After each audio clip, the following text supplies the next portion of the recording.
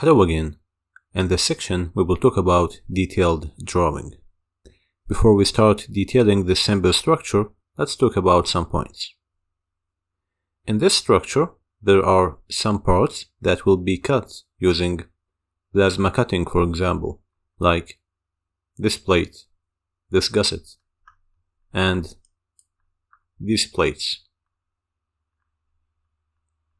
and these, and the ones which hold the purlin and the end caps, and so on. So we won't make a detailed triple drawing for these because they will be exported into DWG files to be cut. That's why we are interested in making detailed drawing for this column, these pipes, and this one, and for the purlin, and for sure to make an assembly drawing. Another important point is that there are many different styles when detailing. You will find people making cut lists.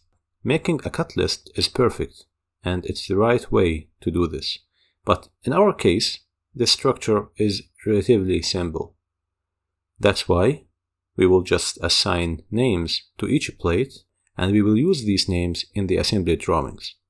To start, go to New, then make a drawing from part Assembly.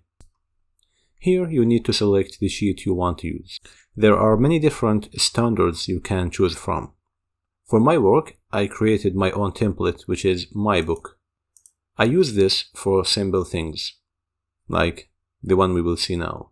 In other templates, like this one for example, you will find this box here where you can list the name, the weight for example, the material, and these details. In our case, for the purpose of demonstration, I will use my template here, my book. Then, okay,